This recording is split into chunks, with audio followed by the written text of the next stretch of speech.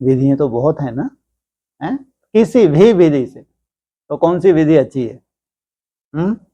यहां मेहनत कर लेना ये विधि अच्छी है, नहीं तो किसी भी विधि से चाहे कर्म भोग का भंडार आ जाए।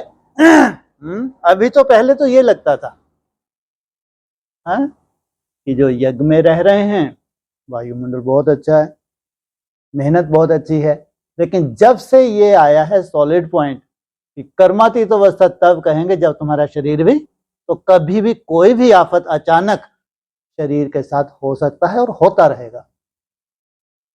इधर हाय हाय भी करते रहेंगे और इधर बढ़िया याद भी करते रहेंगे, ये चलेगा, ध्यान रखना। इसलिए खास यहां बुद्धू नहीं बन जाना कि यहां है तो जीवन मुक्ति है। ये मुक्ति जीवन मुक्ति की नूंद किसमें हो रही है? तुम्हारी मन बुद्धि में हो रही है। शरीर में कर्म भोग बना हुआ है, लेकिन मन बुद्धि तुम्हारी नहीं भोग रही। क्या कल्पना करके देखना, जब ब्राह्मणों की दुनिया में ऐसे छोटे मोटे आने वाले हैं, तो जो बाहर ब्राह्मण है उनकी कितनी बड़ा पेपर है, खास कर्म भोग का, शारीरिक कर्म भोग का, जिससे मनसा बहुत ज्यादा प्रभावित होती है। और दुनिया की क्या हालत होने वाली है वो दिख रहा है और दिखेगा, क्योंकि बड़े से बड़ा रोग कौन सा है जो चारों तरफ जाल की तरह फैलने वाला है? कैंसर। तो बनना तो आपको पड़ेगा ही। क्या बनना तो आपको पड़ेगा ही, पड़ेगा ही। ये हमेशा याद रखो, शरीर कितना सुंदर अंदर से होने वाला है। अगर पड़ेगा ही है, कितना तुम केवल प्रकृति से ही जियोगे। अग्नि तत्व का कोई रोल नहीं है। अगर बड़े से बड़ा कोई कैंसर का भी जर्म अंदर पल भी रहा है ना, खलास। दुनिया में हो रहा नहीं हो रहा? हाँ, तुम्हारी सेफ्टी किसमें है? पके हुए में नहीं है, ना थी और ना हो सकती है।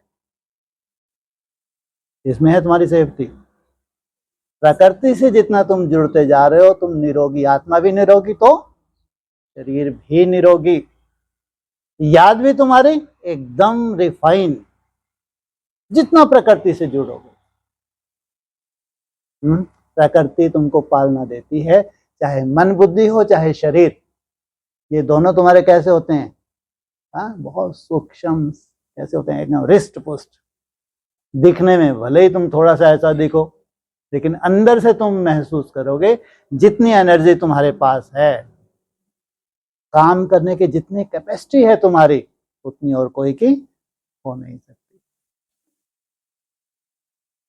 तो बनना तो है, आपको पड़ेगा ही, चाहो चाहो नहीं चाहो, बनने तो पड़े। क्यों नहीं चाहो? हम तो सब चाहते हैं, नहीं चाहते हैं?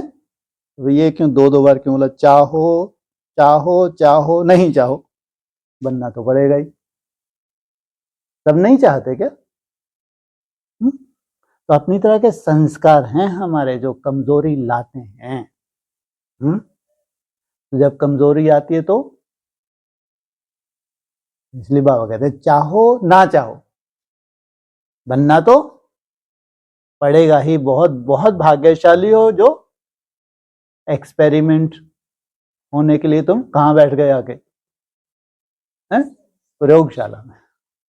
कितने भाग्यशाली हो कि आपको भैया जो करना है करो, जो खिलाना है खिलाओ, बस हमारी काया को आत्मा के साथ साथ क्या बना दो? कंचन बना दो। हम तो 10 साल पीछे मुड़ के देखेंगे ही नहीं है? क्या 10 साल हम तो पीछे मुड़ के देखेंगे ही नहीं। आप क्या प्रयोग कर रहे हो करो,